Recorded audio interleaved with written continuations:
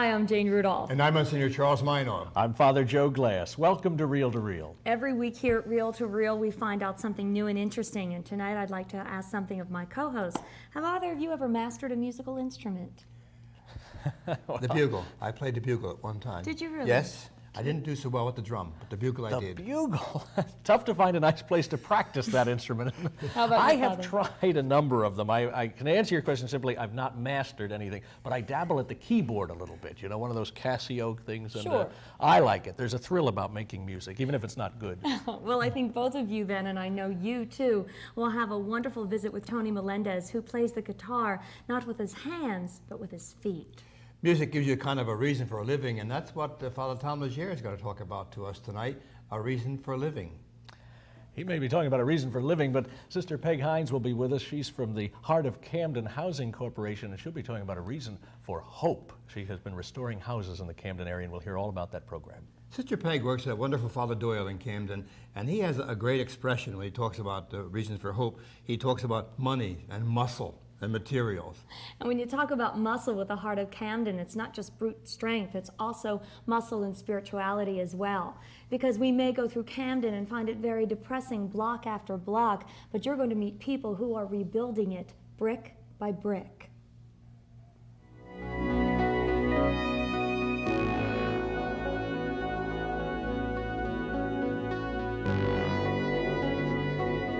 Destitution, hardship, dejection.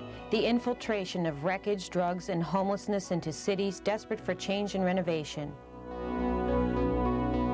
In Camden, New Jersey, organizations like the Heart of Camden Housing Corporation unite people in their quest to house the needy. Sister Peg Hynes left 32 years of teaching to head the project. I go to auctions and buy houses. I make bids through HUD. Okay, I do the secretarial work that's involved in all of that, but I'm still teaching. There's a lot of teaching involved in what I do, working with people, just improving quality of life. Founded in 1984 by Father Michael Doyle, pastor of Sacred Heart Parish, the Heart of Camden was erected with the purpose of turning renters into owners. I began to realize that small amounts of money stayed between renters and owners in this neighborhood. And if we could change renters into owners, we could stabilize a community, and we could give people a sense of worth and ownership and pride and participation in the neighborhood.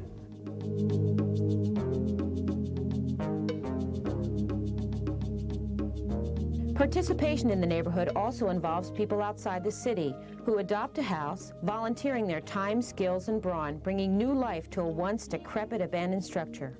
We need, for our Heart of Camden project, we need the 3 M's, we call it.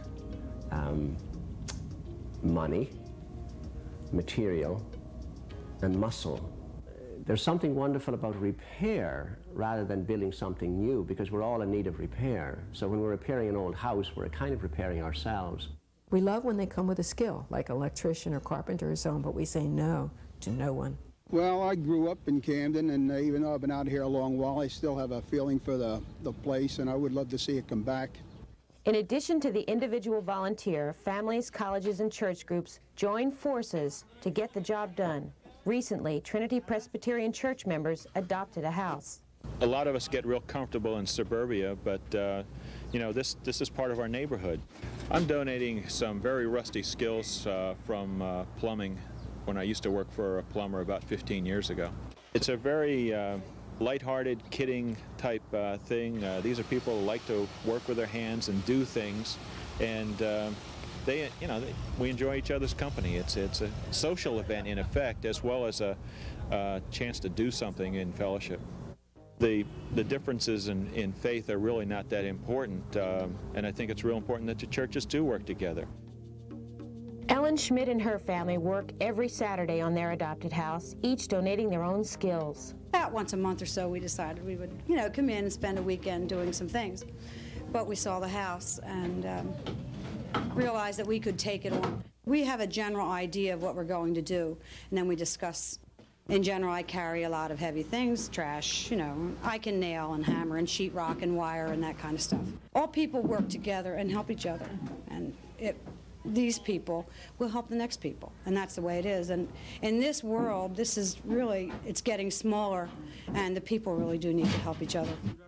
Wonderful things happen to those groups when they work together. They end up saying, we had more fun than we ever thought we could have. And one group said to me, we go to the same church every Sunday, but we experience church as we were working on this house.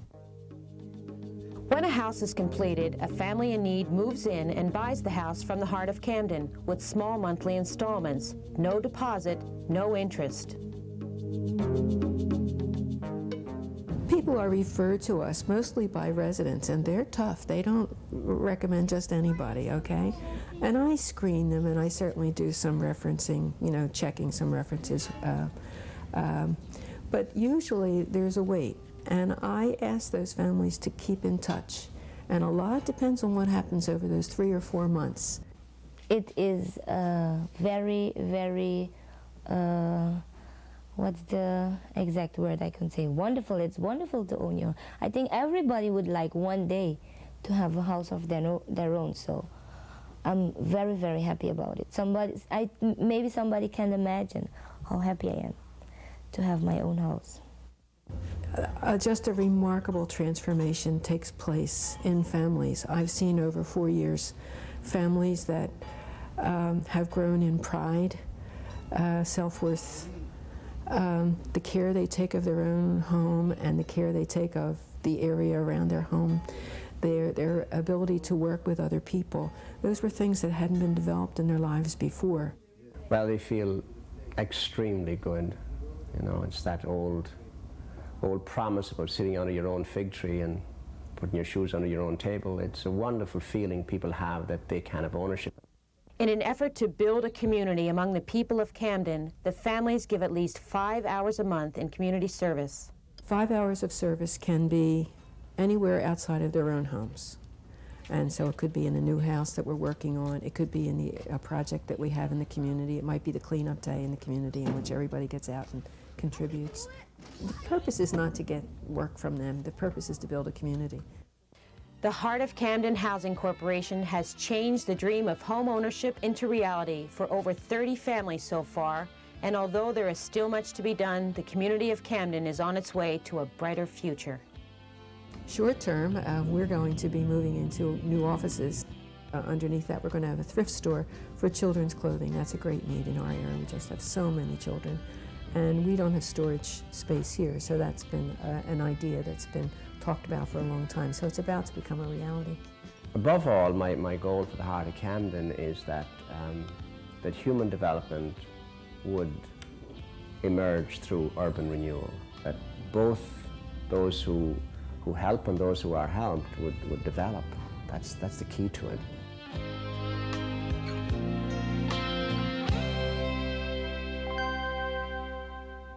St. Francis of Assisi put it well, where there's despair in life, let me bring hope. And it's obvious that the Heart of Camden does just that. And Father Doyle shows you how to experience church. Experience some more when we come right back with Father Joe.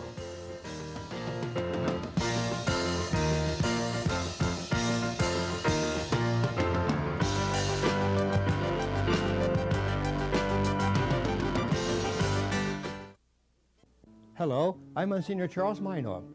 Since 1981, Reel to Reel has proclaimed the good news by bringing you stories of Christian faith in action. We do it by roaming the Delaware Valley, searching for people of faith, of hope, and of charity. But like all modern media, it is an expensive proposition. If you're a new viewer, or if you've enjoyed Reel to Reel for many years, we would like to thank you for watching and invite you to participate by actively supporting the show. Today, with costs rising all around us, we need your financial support. A donation of $5, $10, $20, or whatever you can send would help ensure the continued presence of this program. Send your contributions to Reel, 222 North 17th Street, room 907, Philadelphia, Pennsylvania, 19103. And thank you.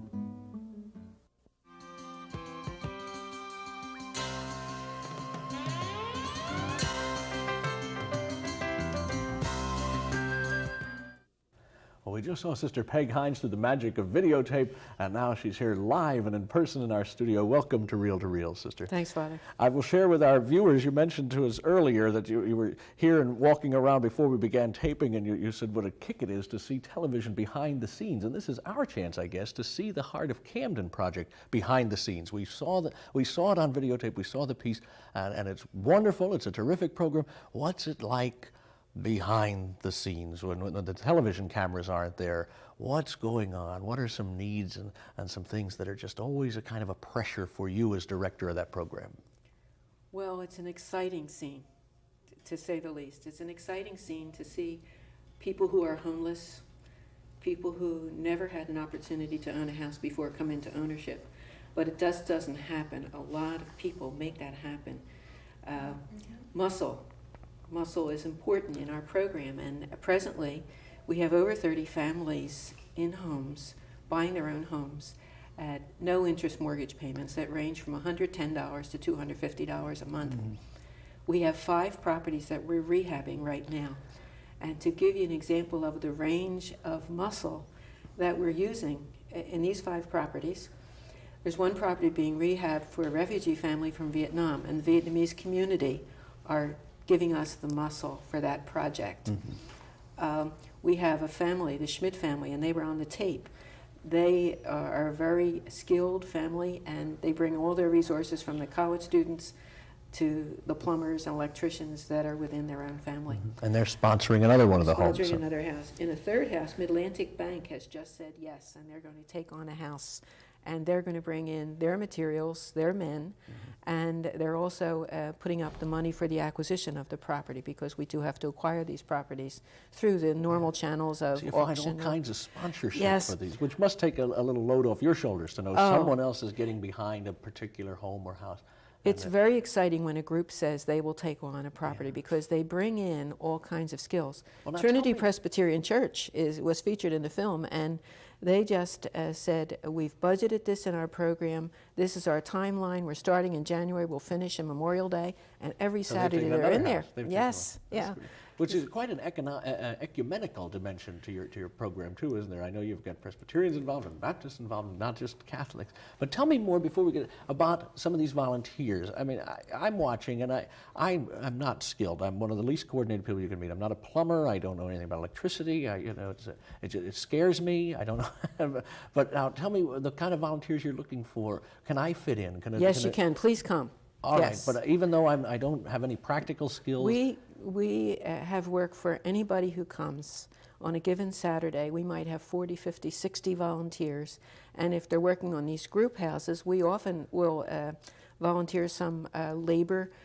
College students from St. Joe's and LaSalle have come out and worked on projects. And, we have to get to the dump every Saturday morning. That's a grueling job and doesn't require any skill. It's loading a dump truck and getting it to the dump. So if I've got the time, you've got the place for me to help out there. Our volunteers range from Confirmation Service Project youngsters, 7th and 8th graders, through high school, through college, through business people who want a change of pace on a Saturday, to retired people.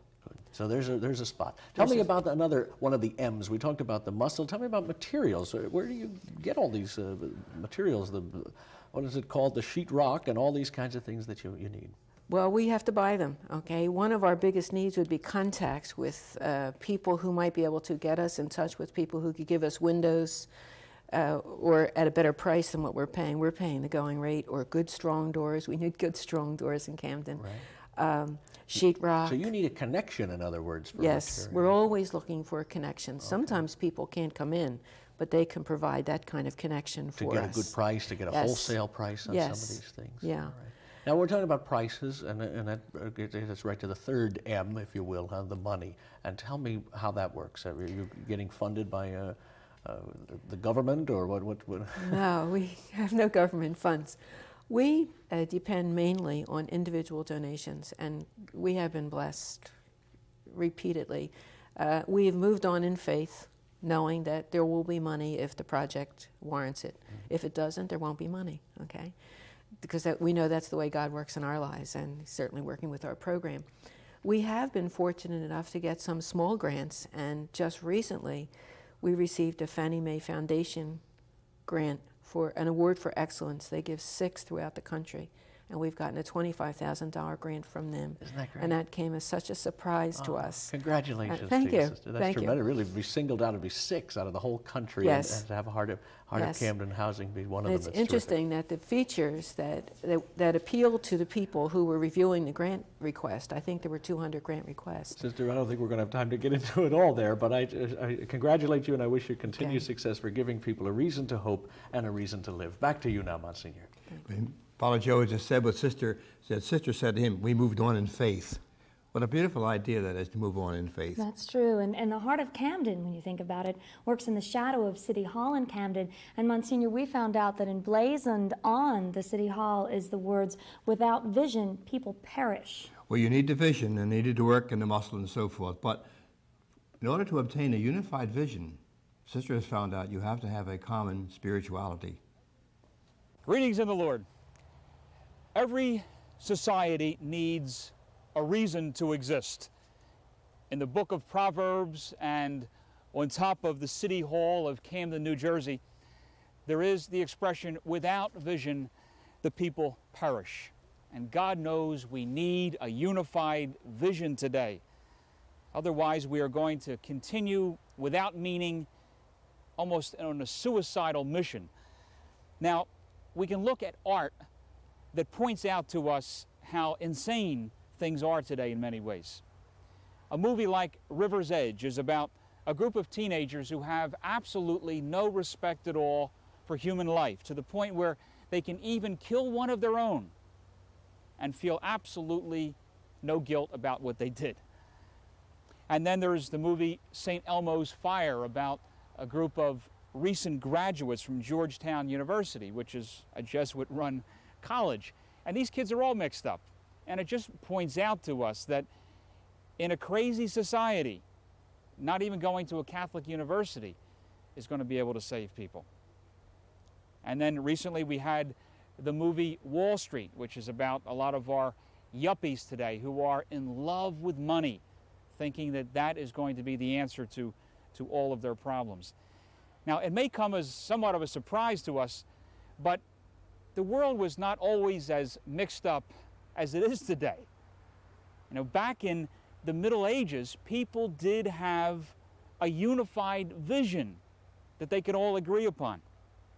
Back in 1987, Cardinal Ratzinger from the Vatican said that in many ways the Middle Ages were superior to our times.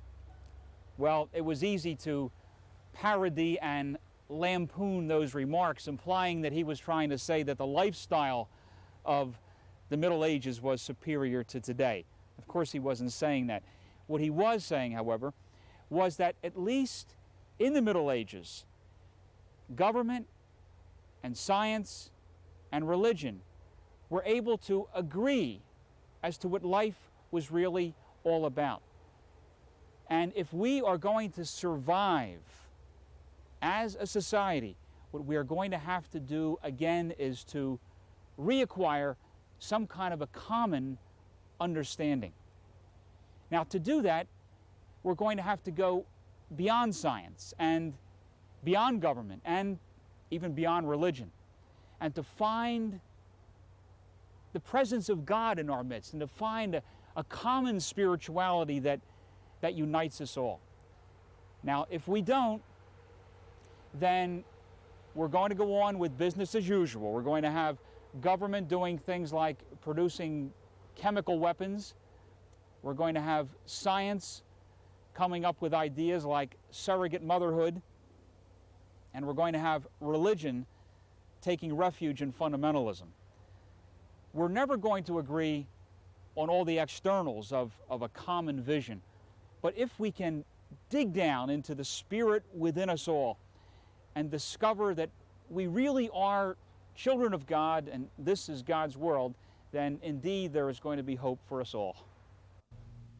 Father Legere comes in the right time for us, because we talked about the housing and the redevelopment. As he says to us, without vision, the people will perish. And you're going to stay with us tonight, because we're going to have an inspiring visit with Tony Melendez up next. Here at St. Charles Seminary, the audience was special to Tony Melendez since he shared his message with other handicapped people. Pardon me, how often you go to church? Well, I haven't lately. Before 3 nuns and a lay worker were found murdered in El Salvador. I'm usually on the golf course. Well, the South African police disrupted funerals again today. Well, I try to make it on the holidays. In an Istanbul synagogue, terrorists opened fire, killing. I can't remember the last time I went. Religious freedom. A message from your Catholic neighbors.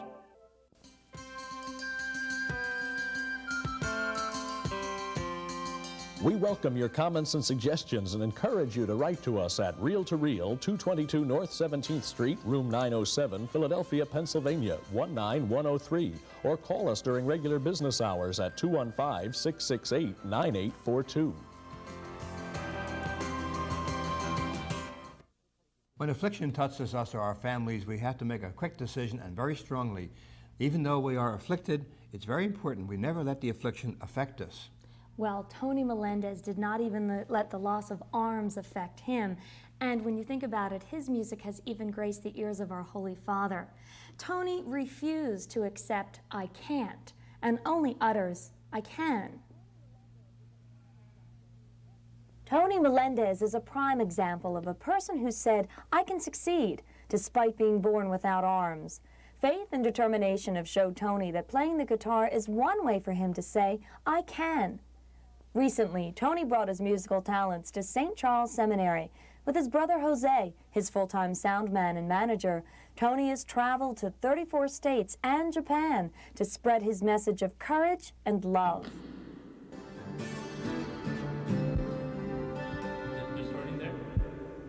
My brother's popularity to me means that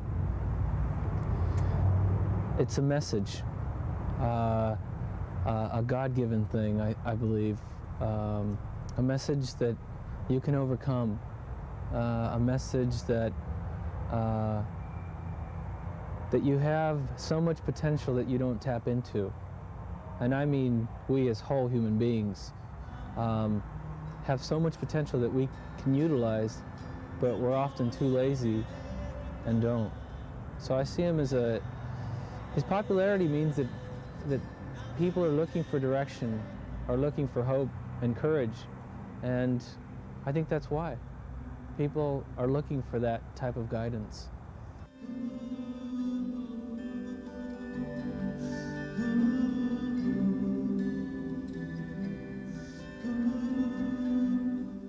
One performance that changed Tony's life came when he played for Pope John Paul II. My life's changed tremendously since I sang for our Holy Father. Something that I never expected. I thought I would sing a song, clap, clap, clap, you know, at the end of the song and go home and live life normal, you know. No difference, no change, no nothing. I went home and the next morning the media news cameras were parked in my front yard with their cameras ready and willing to shoot me. And it was very different from then. From the minute I sang after the Pope, my life started changing.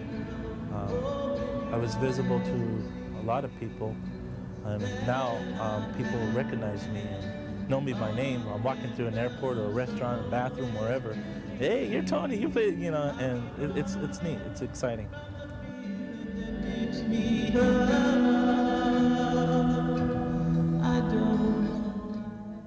Here at St. Charles Seminary, the audience was special to Tony Melendez since he shared his message with other handicapped people. Tonight here at the seminary, here in Philadelphia, is really neat, you know, and some of the people I've here will come in with handicaps.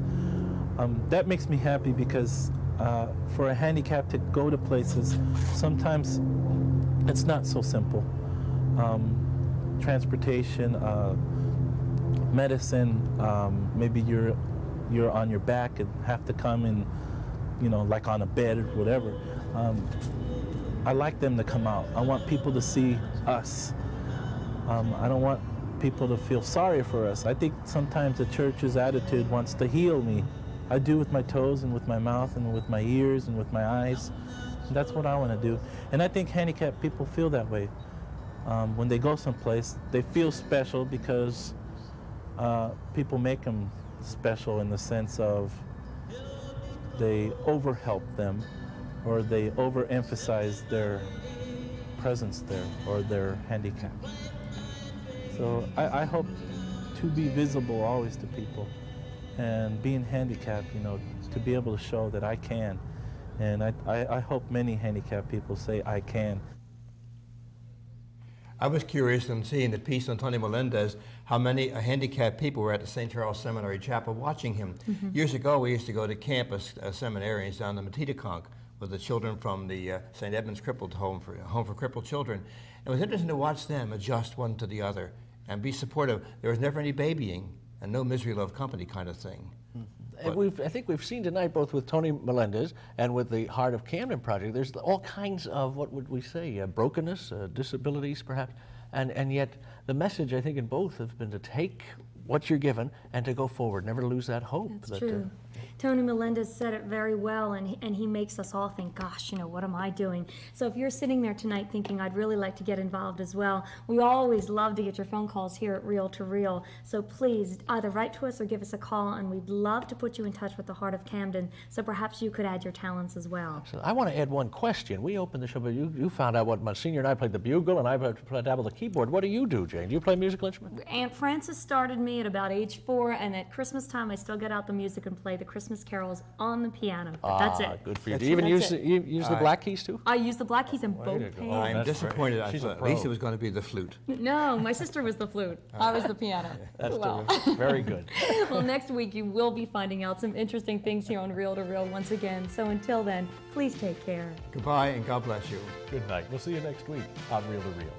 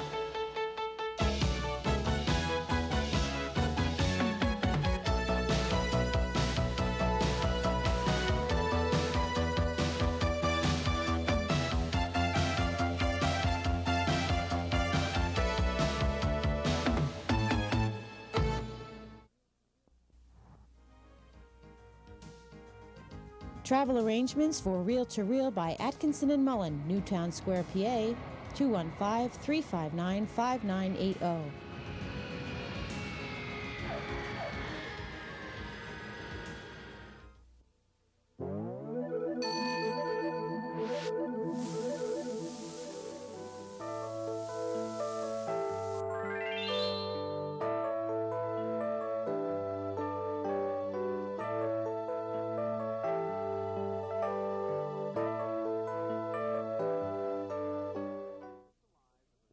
Years ago, leukemia took the lives of enough people to fill a ballpark. But today, thanks to research by the Leukemia Society, more and more people are surviving. The Leukemia Society of America, we're closing in on a killer.